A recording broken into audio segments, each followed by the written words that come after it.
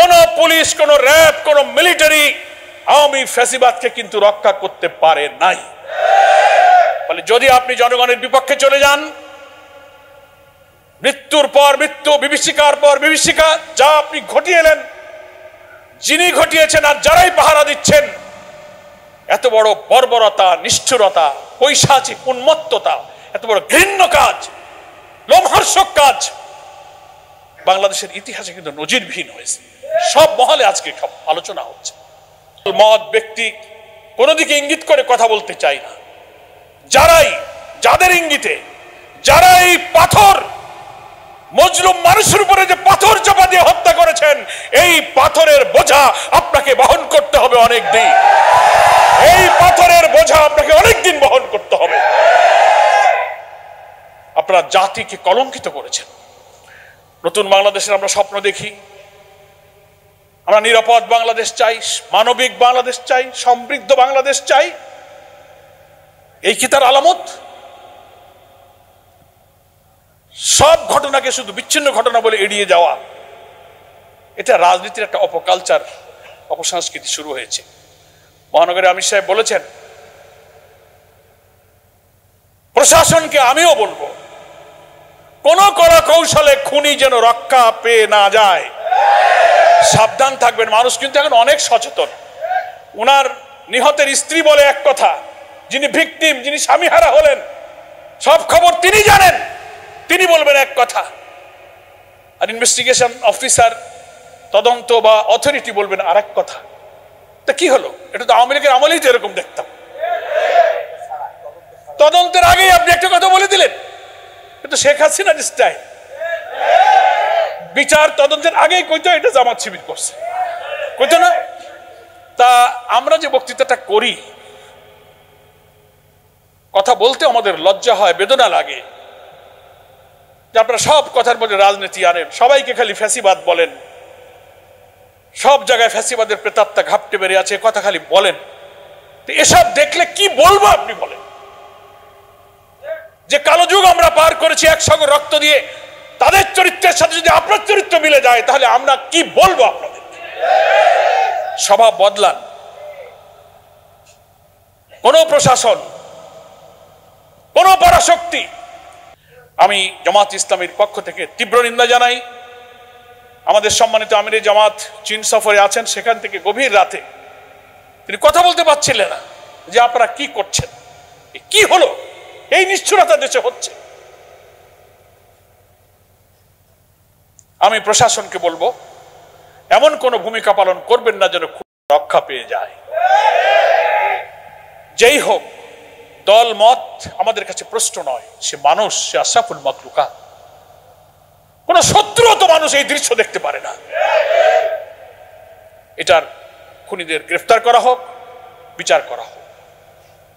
আমরা এই জনসভা সফল করার মধ্য দিয়ে একটি ইতিহাস সৃষ্টি করতে চাই।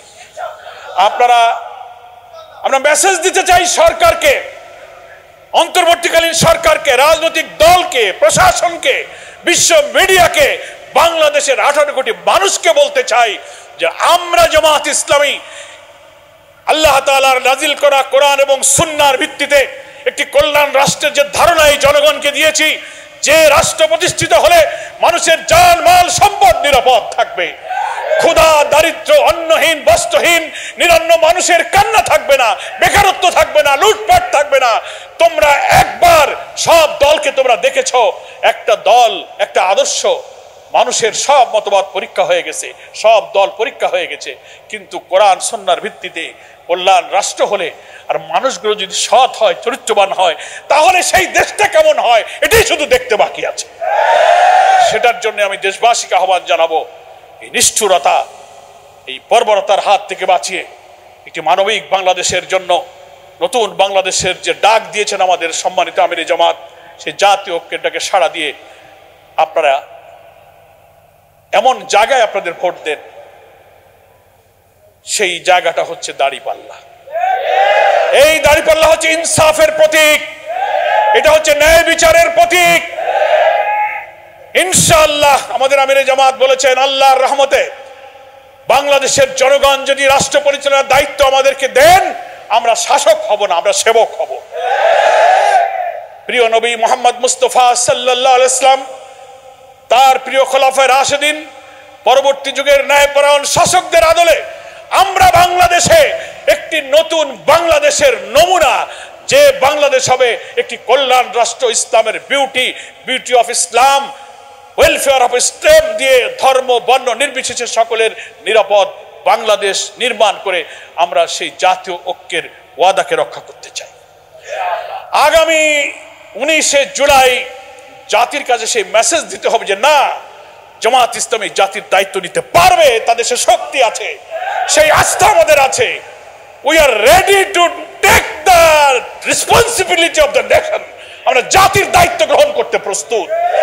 এই আস্থা তৈরি করার জন্য আমাদের সরকার উদ্যানে আসতে হবে। কোন পুরুষ লোক যারা ইসলামী আন্দোলনকে ভালোবাসে, জামাতকে ভালোবাসে, সংগঠনকে ভালোবাসে, কোন পুরুষ লোক বাড়ি ঘরে থাকতে পারবে না সুস্থভাবে। এই প্রতিজ্ঞায় যদি রাজি হন, তাহলে আমি শুধু পেশাজীবী সংগঠনের কাছে 2 লক্ষ লোক চাই। এই পেশাজীবী বিভাগের কাছে পারবেন? সেই 2 লক্ষ লোক কিভাবে দেবেন আমি ভাগ করে দিচ্ছি। রাজি আছেন তো? ভাগ করে দেব। আপনারাই শুধু 2 লক্ষ লোক ইনশাআল্লাহ আনতে পারবেন। আমি যে তথ্য পেলাম, এই পেশাজীবী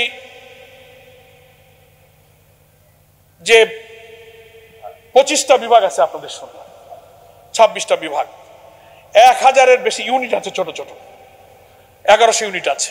আছে তো? শুনে বুঝে কথা বলবেন, খালি জি বলবেন না। আমি কিন্তু সরকার উদ্যানে খোঁজ নেব, ঠিক আছে? এখন 2 লাখ লোক আমি বুঝাই দিই,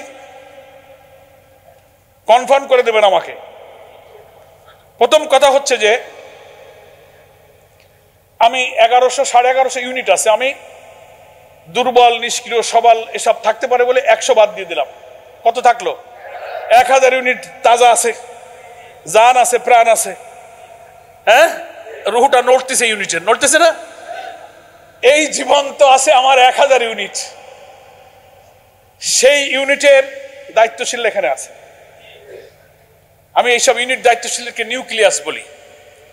ফিজিক্সের ছাত্র যারা, তারা বুঝবেন। আমি আগের দিনে মহানগরীর থানা আমিরদের সম্মেলনে বলেছি, ফিজিক্সের একটা টার্ম হচ্ছে নিউক্লিয়াস, শক্তির কেন্দ্র, যাকে কেন্দ্র করে শক্তি আবর্তিত হয়। ইউনিট হচ্ছে আমাদের সংগঠনের নিউক্লিয়াস। ওখানেই দাওয়াত, ওখানেই লোক তৈরি, ওখানেই রোকন হয়, ওখানেই বায়তুল মাল, ওখানেই ভোটার, ওখানেই মিছিলে লোক আসে, ওখানেই জামাতের মেসেজ যায়, ওখানেই দাওয়াতি কাজ হয়। ইউনিট যদি জীবন্ত না হয় তো কোনো মহানগরী থানার কোনো মূল্য নাই। ওটা হচ্ছে মানুষের হার্ট। হার্ট যদি সুস্থ না থাকে, চেহারা আর চুল আর হাত বাহু যতই নাদুস নুদুস হোক, এইখানে যদি 3টা রিং পারোনো আর বাল্ব যদি ছোট থাকে, কোনো চেহারায় কাজ হবে না। তো সংগঠনের হার্ট হচ্ছে ইউনিট। তা আমি তো সেই হার্টের সাথে কথা বলতেছি, নিউক্লিয়াসের সাথে কথা বলতেছি, নাকি বলেন? এখন আমার সামনে ধরে নিলাম 1000 ইউনিটের যারা নিউক্লিয়াস, তারা এখানে আছেন। নিষ্ক্রিয় দুর্বলটা বাদ দিলাম। আপনারা একটা ইউনিটে 10টা কাজের লোক টেনে বের করতে পারবেন না? সমর্থক কর্মী তো অনেক আছে, আপনি কাজ দিলে যা বলবেন তাই শুনবেন। অ্যাক্টিভ 10টা লোক খুঁজে বের করবেন, পারবেন? আগে হাত তুলে দেখান যে আমি 10টা লোক, আমার ইউনিট থেকে 10টা লোক অ্যাক্টিভ লোক বের করবেন। আপনি যা কাজ দেবেন তা সে করবে, পারবেন? গেল পয়লা দফা পাস। 2 নম্বর হচ্ছে এই 10টা লোকের এক একজনকে, যেহেতু কাজের লোক বলছি, ভালো কর্মী তো বাছাই করবেন, 10 জন বাছাই করবেন। আর একটা সুবিধা আছে আপনাদের, আমাদের তো শ্রমিক ইউনিট আছে, দর্জি ইউনিট আছে, সাধারণ দোকানদারের ইউনিট আছে, আবাসিক অনেক ইউনিট আছে, কিন্তু পেশাজীবী ইউনিট একটা দিক থেকে এক্সেপশনাল। সেটা এখানে 100% লোক শিক্ষিত, 100% লোক হচ্ছে শিক্ষিত, বুঝমান, সচেতন, দায়িত্ববান, তাদের বিবেক আছে। তারা একটা কথা বললে বোঝে, 5 বার বলা লাগে না। এরকম লোক না আপনারা? নাকি নিজের উপর আস্থা নাই? এরকম লোক তো। সেই জন্য আমি একটু দায়িত্ব দিচ্ছি, 10টা কাজের লোক বের করবেন আজকে গিয়ে। মাথার মধ্যে এখন প্ল্যান করে ফেলেন সব, সকালে গিয়ে 10 জন ডেকে বসবেন। 10 জনকে এক একজনকে 20টা লোককে দাওয়াত দিতে দায়িত্ব দেবে। আপনি 10টা লোক বের করলেন, তো একজনকে বললেন তোমার দায়িত্ব 20 জন লোক তুমি 19 তারিখে মাঠে নিয়ে যাওয়া। তোমার ভাই হোক, চাচা হোক, বন্ধু হোক, কলিগ হোক, অফিস হোক, দোকানদার হোক, পেশাগত বন্ধু হোক, আত্মীয় স্বজন হোক, জামাতের ফরম পূরণ না করে করুক, তোমারে ভালোবাসে, জামাতের বক্তব্য শুনতে ইচ্ছে হয়, দেখতে ইচ্ছে হয়, যে কোনো কনসিডারেশনে আপনার প্রতি মহব্বত আছে, তুমি একটা মানুষ, তোমাকে 20টা লোকের দায়িত্ব দিলাম। এটা কি কঠিন কাজ হবে? কাকে দিচ্ছেন? ওই যে 10টা কাজের লোক তার একজনকে দিচ্ছেন, মনে থাকবে তো? তার লোক যদি আপনার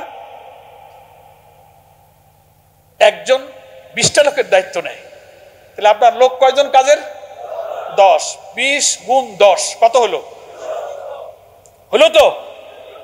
অঙ্ক ভালো, নিজের অঙ্ক ভালো করে করেন। এই অঙ্ক কিন্তু আপনারই করতে হবে, আমি কিন্তু করব না। প্রথম কি বলেছি? 10টা লোক খুঁজে বের করবেন, কামের লোক। এই 10 জনের এক একজনকে 20টা লোককে দাওয়াত দেওয়ার দায়িত্ব দেবেন। রাজি আছেন? এখন তো হাত তুলতে হবে, সেকেন্ড হাত তোলা।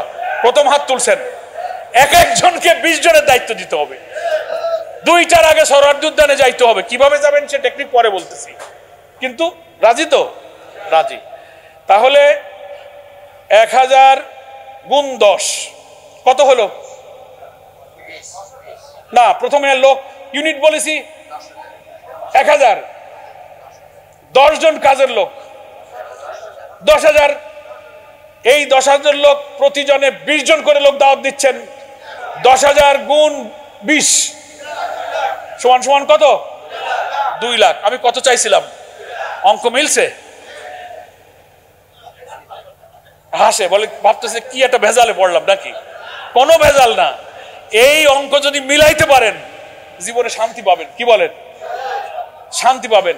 2 লাখ লোক, ঢাকা মহানগরী অনেক থানা আছে, আমি সব জায়গার কথা মহানগরী আমির সাহেব দেবে বাক করে। আমি শুধু পেশাজীবী, যেহেতু শিক্ষিত, সচেতন, বিবেকবান, আপনাদেরকে আমি দিলাম। আপনারা 2 লক্ষ লোক 2টার আগে সরোয়ার্দীতে জমা দেবেন। দেবেন তো ইনশাআল্লাহ? নাকি কোনো দুর্বলতা আছে কারো? নেই। এখন কিভাবে নেবেন? তরিকাটা বাতলাই দিই, ঠিক আছে? তরিকাটা বাতলাই দেবো। কিভাবে নেবেন? এই যে দাওয়াতি কাজ উনি করলেন, আপনার 10টা কাজের লোক পাইছেন তো অ্যাক্টিভ, ওদের একটু চানাচুর মুড়ি খাওয়াবেন।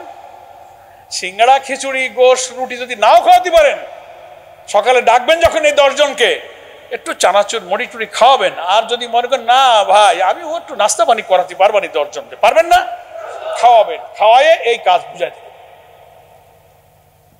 10 জন আইছো, তোমাদের প্রত্যেকের 20টা করে লোক দাওয়াত দিত আমার জনসভায়। প্রতিদিন কাজ করবা, সন্ধ্যা হলে আমার খবর দিয়ে যাবা কয়জন হয়েছে তোমার। দরকার সে নাম লেখুক 20 জনের।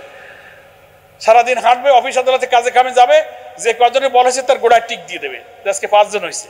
সময় তো আছে 1 সপ্তাহ। সময় আছে কয়দিন? আজ কয় তারিখ? 12, 19, 1 সপ্তাহ ধরা যায় তো। যেহেতু ফজর পরে কাজ শুরু হইতেছে, অফিসে থাকুক আর বাসায় থাকুক, সকাল বিকেল কাজ কাম কিন্তু সারাই লাগবে। কালকের দিন মিস দিলে কিন্তু লস। নাস্তা করাবেন, বহু সওয়াব পাবেন। আল্লাহ রসুল বলছে খাওয়াও মানুষ, যত খাওয়াবা। আমাদের নায়েবে আমির কেন্দ্রীয় মাওলানা আবুল কালাম মোহাম্মদ ইউসুফ রাহেমাহুল্লাহ ছিলেন তো, সবাই বড় আলেম ছিলেন। উনি বলতেন পরোয়া মানুষকে খাওয়াবা, মানুষের হলকুমের নিচে কিছু দিয়ে দিবা, দেখবো অনেক লাভ আছে। মুরব্বী মানুষ তো বোঝে, অনেক জ্ঞানী লোক। তারপরে একটু নাস্তা খাওয়া নেই 10 জন রে, পারবেন তো? 10 জন রে নাস্তা খাওয়াইলে সওয়াবও হইলো, ওদিকে 2 লাখ মানুষও হইল, বিরাট ব্যাপার। এখন 20টা লোকের নাম সে লিখে ফেলবে, 7 দিন ধরে দাওয়াতি কাজ করবে আর রাজি করাবে। কাগজটা পকেটে থাকবে, সন্ধ্যেবেলায় ফিরবে আর যে কয়টা হয়েছে তো টিক চিহ্ন দেবে, আর আপনাকে প্রতিদিন রিপোর্ট দেবে যে আমার 20-এর 2 হয়েছে, 5 হয়েছে, 7 হয়েছে, 10 হয়েছে। এই করে 18 তারিখ সন্ধ্যার মধ্যে 20 হয়ে যাবে ইনশাআল্লাহ। সবাই রাজি আছেন? এ হলো পয়লা টেকনিক। দ্বিতীয় কাজ হচ্ছে যে রওনা দেবেন, টাইম যদি 2টা হয়, স্থান যদি সরোয়ার্দী হয় তাহলে আপনার ইউনিটের লোকেরা যেখানে থাকে সেখান থেকে কয়টা রওনা দেওয়া লাগবে, ওদেরকে কোথায় আপনারা একত্রিত হতে বলবেন? ওই 20 জন লোক আপনি যদি টাকাটা কিনা খালি বলে বাড়ি চলে আসলে কিন্তু গেল কি গেল না তা বুঝবেন কিভাবে? ওই 20 জনকে আপনি ফোন করে হোক ডেকে হোক একটা জায়গায় আপনি যদি বলেন ভাই আমার বাসা তো দূরে, আপনার কাছে আসতে পারছি, আমি যাচ্ছি, তাহলে রওনা দাও, তুমি রওনা দিয়ে বলো, কনফার্ম করতে হবে। একজনের দায়িত্ব মাত্র 20টা লোককে কনফার্ম করা। পারলে এক জায়গায় অ্যাসেম্বল করেন, আপনি সেখানে অমুক জায়গায় আসছিস, তোমরা সব এখানে আসো। তাহলে একটা স্থান ঠিক করা, দায়িত্ব ঠিক করা, নির্দিষ্ট দায়িত্ব দিয়ে দেবেন। যদি বেশি লোক দুর্বল হয় বলে ঠিক আছে এই 5 জনের দায়িত্ব তোমার, এটার দায়িত্ব তোমার, করে আপনি দায়িত্ব নির্দিষ্ট করবেন। এবং একত্রে দক্ষিণ থেকে সরোয়ার্দী উদ্যানে যাওয়ার জন্য আমি তো মনে করি নিজের মধ্যেই তো মিটিং, তো মিছিল করে চলে যাওয়া যায় নাকি বলেন? মিছিল করে চলে যাবেন। আপনি যদি গাড়ির জন্য অপেক্ষা করেন, টেম্পু লাগবে, প্রাইভেট লাগবে, বাস আসে কই, ট্রাক আছে কই, মিছিল করে চলে যাবেন। নিশ্চয়ই মহানগরীর পক্ষ থেকে নির্দেশনা আছে যাওয়ার একটা সিস্টেম, ওই সিস্টেমের মধ্যে আপনি পড়ে যাবেন, সোজা চলে যাবেন, যানবাহনের অপেক্ষা করা যাবে না। ঠিক আছে? যানবাহন বিশ্বস্ত না, ও টাইম মতো আসতে না পারে, ওর হাওয়া চলে যাইতে পারে, ও ট্রাফিক জ্যামে পড়তে পারে। সবচেয়ে বিশ্বস্ত একটা গাড়ি আছে, ওটার নাম হচ্ছে লেগ মেল। ওটার নাম কি? লেগ মেল, যার কোনো ট্রাফিক জ্যাম নাই, যার হাওয়া যায় না, সুস্থ থাকলে চলে গাড়ি নাকি বলেন? এই লেগ মেলের উপরেই আল্লাহ ভরসা করে আস্থা রাখবেন, টাইমলি আসবেন এবং চলে যাবেন। নেক্সট কথা হচ্ছে বর্ষা মৌসুম চলছে, আষাঢ় শ্রাবণ মাসের মৌসুম। আমরা আবহাওয়ার পূর্বাভাস দেখলাম, আবহাওয়ার যে ফোরকাস্ট আসলো তাতে 19-20 পর্যন্ত একটা বর্ষার আবহাওয়া 2 দিন আগে আমি দেখলাম, কিন্তু গত আজ আর কাল বর্ষা নাই আলহামদুলিল্লাহ। তো দেখা গেল যে আবহাওয়া বিজ্ঞানীদের পূর্বাভাসে অনেক সময় ফেল করে, কি ফেল করে কিনা বলেন? তা আমরা আবহাওয়ার যে মালিক, বৃষ্টির যে মালিক, আসমানের মালিককে যেন দোয়ায় বলি যে আল্লাহ তুমি ওই মাহফিলের দিনে আবহাওয়াটা ভালো রাখো। আপনারা দোয়া করবেন। আর আল্লাহ তাআলা যদি চান যে তোমরা এত জজবা, এত পরীক্ষা দিতে চাইছো, দিয়ে একটু বৃষ্টি টেস্ট হয়ে যাক কিরম ইমান আছে, তাতে আমরা রাজি আছি নাকি বলেন? রাজি আছেন তো? প্রথমে চাবো, দিলে আলহামদুলিল্লাহ, না দিলেও আলহামদুলিল্লাহ। হাতি বললিও লাখ টাকা, বাঁচলিও লাখ টাকা। বর্ষা আসলে কি করবেন? ধরলেন ভালো হইলে তো আর কোনো মশলা লাগলো না, যদি বৃষ্টি আসে দৌড় মারবেন নাকি? হ্যাঁ, আমরা সবাই রসুল সেনা, ভয় করি না বুলেট বোমা, কিন্তু বৃষ্টি আসলে দৌড় মারি, এরকম হবে না তো? খবরদার খবরদার, জায়গায় বসে থাকবেন, জায়গায় বসে থাকবেন। ভাই ব্যক্তিগত কাজে আমরা অনেকে ভিজি না, ছাতা নাই, অফিস থেকে যাচ্ছি, মাঠে ঘাটে যাচ্ছি, অফিসে যাচ্ছি, ভিজে গেছি। এত বড় ঐতিহাসিক প্রয়োজনে আমি 1 ঘন্টা ভিজলাম, তাতে কি হয়েছে? আল্লাহর কাছে সাহায্য চাবো, যে কোনো অবস্থার জন্য আমরা তৈরি থাকবো। বৃষ্টি হলে আমরা মাঠ ছাড়বো না ইনশাআল্লাহ, পুরো মাঠ আমরা বসা থাকবো। যতটা সম্ভব চেষ্টা করা হচ্ছে মাঠে একটু বসবার ব্যবস্থা করার জন্য। ঠিক আছে? আর একটা কথা, সেটা হচ্ছে এই জনসভা সফল করার জন্য যে একটা কমিটি আমির জামাত করে দিয়েছেন, সেই কমিটির পক্ষ থেকে অনেকগুলো বিভাগ করা হয়েছে, 7টা-8টা সাব কমিটি করা হয়েছে। স্বেচ্ছাসেবক, পানি, স্যানিটেশন, ডেকোরেশন, মঞ্চ, তথ্য, লাগে না অনেক বিভাগ লাগে তো? এই বিভাগে ঢাকা মহানগরী দক্ষিণ এবং উত্তরের বিপুল পরিমাণ জনশক্তিকে বিভিন্ন সময় দায়িত্ব দেওয়া হয়েছে। এই খবর আপনাদের কাছে হয়তো আসবে যে ঠিক আছে এই বিভাগে তুমি যাও, মাহফিলের মঞ্চ পাহারা দাও, পানি বিভাগে যাও, শৃঙ্খলা বেগম বাস স্ট্যান্ডে ডিউটিতে যাও, নানান রকম কিন্তু আসবে। সারা দেশ থেকে মানুষ আসবে, ওরা তো আমাদের মেহমান, আমাদেরকে তো মেহমানদারি করা লাগবে নাকি বলেন? এই জন্য সম্মেলন বাস্তবায়ন কমিটির বিভিন্ন বিভাগের পক্ষ থেকে অর্পিত দায়িত্ব যদি এখানে কারোর মধ্যে আসে, সেটাও আমরা নির্দ্বিধায় আলহামদুলিল্লাহ বলে মেনে নেব। একদম টাইমলি যেখানে যেতে যে খবর দেবে মহানগরী নেতৃবৃন্দ, প্রপার টাইমে আমরা সেখানে গিয়ে হাজির হয়ে সেই দায়িত্বটা সংশ্লিষ্ট নেতার কাছ থেকে বুঝে নেব। সবাই রাজি আছেন? যদি বলেন যে ভাই আর বক্তৃতা করা লাগবে না, আপনি ক্লান্ত, আপনি বসে পড়েন, আমি বসে পড়ব। আর যদি বলেন যে না আর একটু বলি ভালো লাগে, আমি বলবো। এখন কি করব? না, ভালো লাগা অবস্থায় বসে যাওয়াই ভালো, মন্দ লাগার আগে, নাকি বলেন? তাহলে আমি ধরে নিচ্ছি আমার পেশাজীবী ভাইয়েরা জান প্রাণ দিয়ে সকাল থেকে চেষ্টা শুরু করবে, রাতের তালিকা করবে। 20 লক্ষ না 2 লক্ষ, কয় লক্ষ? 2 লক্ষ লোক আপনাদের প্রচেষ্টায় ইনশাআল্লাহ আপনারা হাজির করতে পারবেন। মহান আল্লাহ তাআলার আমাদেরকে সেই তৌফিক দান করুন। দোয়া যখন আমরা করব, দোয়া কবুলের কিছু সময় আছে না? 5 ওয়াক্ত নামাজ, ফরজ নামাজের পরে দোয়া, শেষ রাতে কিয়ামুল লাইলে দোয়া, আজান একামাতের মাঝখানে দোয়া আছে তো?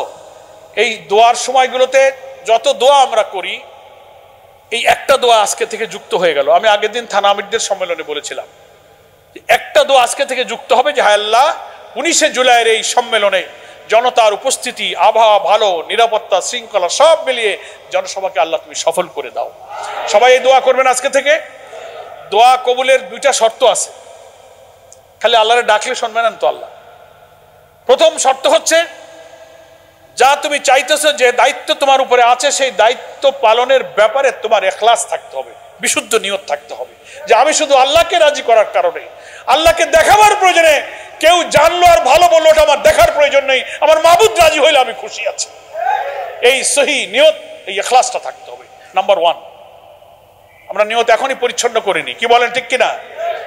দ্বিতীয় হচ্ছে আল্লাহ আমাকে যে তৌফিক দিয়েছেন, যে যোগ্যতা দিয়েছেন, যে শক্তি, চিন্তা দিয়েছেন, যে প্রজ্ঞা দিয়েছেন, যে বিবেক দিয়েছেন, পুরা সামর্থ্যকে 100 ভাগ কাজে লাগাতে, 100 ভাগ। তাহলে প্রথম হচ্ছে নিয়ত বিশুদ্ধ, 2 হলো শতভাগ তৌফিককে কাজে লাগানো, দিন শেষে আল্লাহর কাছে গিয়ে সাহায্য চাওয়া। এই 2 শর্ত পূরণ হইলেই দোয়ার শর্ত পূরণ হবে। আল্লাহ দেখবে যে বান্দা তো তার চেষ্টা করেছে, এখন আমার দায়িত্ব সাহায্য করা। আল্লাহকে বলতে হবে যে আল্লাহ তুমি আমাকে যে তৌফিক দিয়েছো, আমি তো সারাদিন খাটলাম, তুমি আমার এই চেষ্টার মধ্যে বরকত দান করো। দোয়া করবেন। আমি এইটুকু আহ্বান জানিয়ে আপনাদের কাছে এই প্রত্যাশা রেখে আল্লাহ তাআলার কাছে সাহায্য কামনা করে আমি আমার বক্তব্য শেষ করছি। আমা তৌফিক ইল্লা বিল্লাহ। আসসালামু আলাইকুম ওয়া রাহমাতুল্লাহি ওয়া বারাকাতুহু।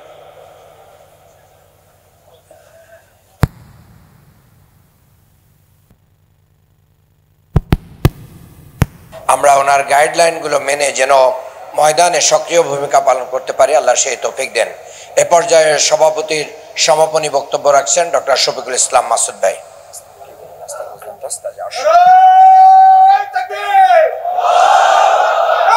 আলহামদুলিল্লাহ ওয়াসসালাতু ওয়াসসালামু আলা রাসূলিল্লাহ ওয়া আলা আলিহি ওয়া সাহবিহি আজমাইন।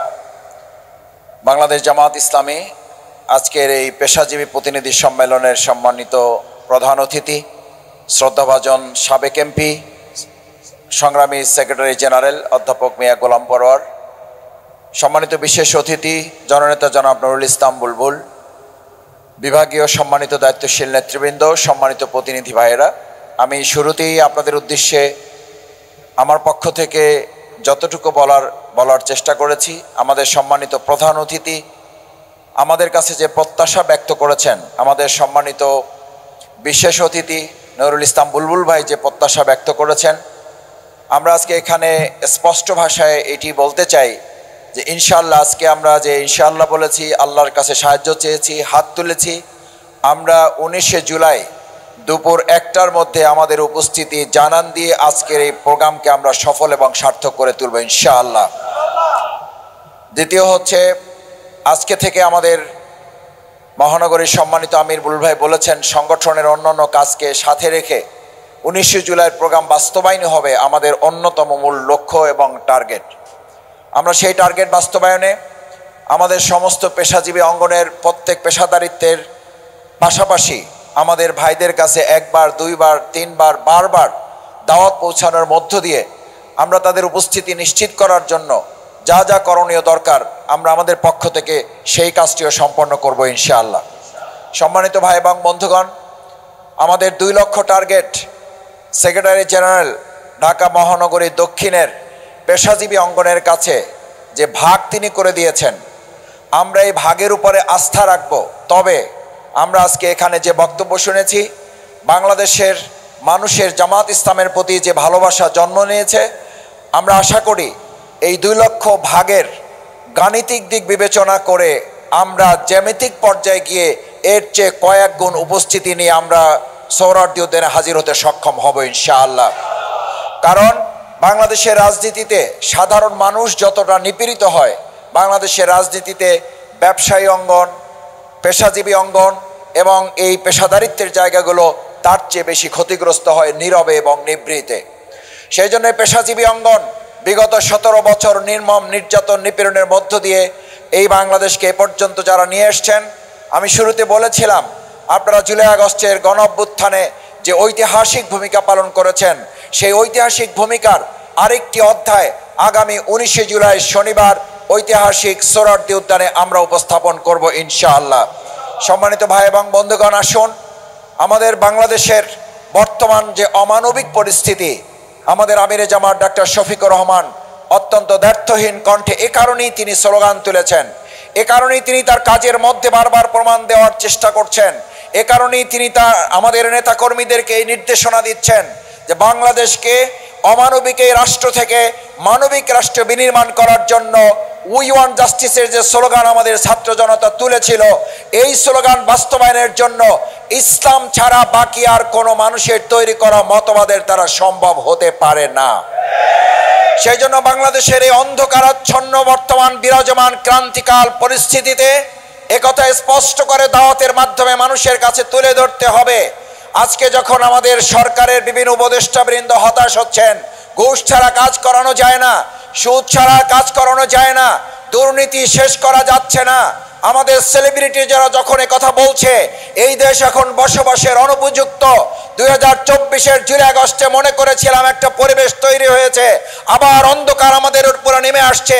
এই অন্ধকার যখন নেমে এসেছিল, জাহিলিয়া যুগের তায়েফের ময়দানে যখন পাথর মেরে রাসূল করিম সাল্লাল্লাহু আলাইহি সাল্লামকে আহত করে আক্রান্ত করে অজ্ঞান করা হয়েছিল, সেই অবস্থায় রাসূল সাল্লাল্লাহু আলাইহি সাল্লামের ইসলামের মাধ্যমে সেই যুগের মানুষকে সোনার মানুষে পরিণত করে সোনার মদিনা যেমন গঠন করেছিলেন, আজকের এই নতুন জাহিলি যুগের প্রস্তর যুগকে যারা ফিরে এনেছেন, আমরা ইসলামকে দিয়ে আপনাদের এই পাথরের আঘাতের জবাব দেব সোনার মানুষ দিয়ে, সোনার বাংলা বিনির্মাণের মাধ্যমে 19 জুলাই জাতির কাছে আমরা তা তুলে ধরব। বাংলাদেশ জামাত ইসলামী মুখের কথার মাধ্যমে শুধু সোনার বাংলার সোনার মানুষের কথা বলে না। আমরা 2 জন মন্ত্রী 3টা মন্ত্রণালয় দুর্নীতি মুক্তভাবে পরিচালনা করে 2 টাকার দুর্নীতি করেন না এর চ্যালেঞ্জ আজ পর্যন্ত কেউ গ্রহণ করতে পারে নাই। তার প্রমাণ হচ্ছে, তার অর্থ হচ্ছে, তার যৌক্তিকতা হচ্ছে একমাত্র জামাত ইসলামী সুশাসন দিয়ে দুঃশাসন মুক্ত একটা সুন্দর মানবিক বাংলাদেশ বিনির্মাণ করতে পারে। এই আহ্বান আমিরে জামাত ডক্টর শফিকুর রহমান 19 জুলাই ঐতিহাসিক সোহরাওয়ার্দী উদ্যানে জাতির সামনে ঘোষণা করবেন। আমরা জাতির পক্ষ থেকে লক্ষ লক্ষ জনতার অংশ হিসাবে পেশাজীবী অঙ্গন থেকে সেক্রেটারি জেনারেল আমাদের বিশেষ অতিথি বুলবুল ভাই যে প্রত্যাশা আমাদের প্রতি ব্যক্ত করেছেন, আমরা তার কয়েক গুণ টার্গেট নিয়ে আজকে থেকে সকল কিছুর ঊর্ধ্বে তা বাস্তবায়নের জন্য ময়দানে ঝাঁপিয়ে পড়ার জন্য কি রাজি আছি সবাই? আমার সম্মানিত ভাই এবং বন্ধুগণ, সম্মানিত ভাই এবং বন্ধুগণ, আসুন আগামী 19 জুলাই ঐতিহাসিক সোহরাওয়ার্দী উদ্যানে দুপুর 2টার ঐতিহাসিক জাতীয় সমাবেশ বাস্তবায়ন করার জন্য আমরা প্রাণান্তকর প্রচেষ্টা চালাবো। আমাদের প্রধান অতিথি আল্লাহর কাছে সাহায্য চাওয়া সহ সাহায্য পাওয়ার উপযুক্তি হিসাবে নিজেদেরকে গড়ে তোলার যে পথ এবং পদ্ধতি বিশেষ অতিথি সহ আমাদের সামনে তুলে ধরেছেন, এগুলো বাস্তবায়নে আল্লাহ তাআলা আমাদেরকে তৌফিক দান করুন। সম্মানিত সাংবাদিক বন্ধুগণ, শুরু থেকে শেষ পর্যন্ত আমাদের সাথে থেকে আমাদের কার্যক্রমে অংশগ্রহণ করার জন্য বিশেষভাবে ধন্যবাদ জ্ঞাপন করে যারা কষ্ট করে আমাদের সাথে শুরু থেকে এখন পর্যন্ত অবস্থান করছেন, যারা আসতে পারেন নাই কোনো কারণে, তাদেরকেও ধন্যবাদ জানাচ্ছি। দোয়ার আবেদন করছি আল্লাহ তাআলা যেন সুষ্ঠু সুন্দর নিরাপদভাবে আগামী 19 জুলাইয়ের জাতীয় সমাবেশ বাস্তবায়নে আল্লাহ তাআলা আমাদের তৌফিক দেন। সেই সাহায্য কামনায় আল্লাহর কাছে সিজদা অবনত চিত্তে মস্তক অবনত করে সাহায্যের আবেদন জানিয়ে আজকের এই সমাবেশের এখানেই সমাপ্তি ঘোষণা করছি। আপনাদের জন্য সামান্য আপ্যায়নের ব্যবস্থা আছে, মেহেরবানি করে আমাদের স্বেচ্ছাসেবক ভাইয়েরা আছেন, আপনাদের হাতে পৌঁছাবেন। আল্লাহ তাআলা আমাদের সবাইকে কবুল করুন। আসসালামু আলাইকুম ওয়া রাহমাতুল্লাহি ওয়া বারাকাতুহু। সুবহানাকাল্লাহুম্মা ওয়া বিহামদিকা আশহাদু আল্লা ইলাহা ইল্লা আনতা আস্তাগফিরুকা ওয়া আতুবু ইলাইক।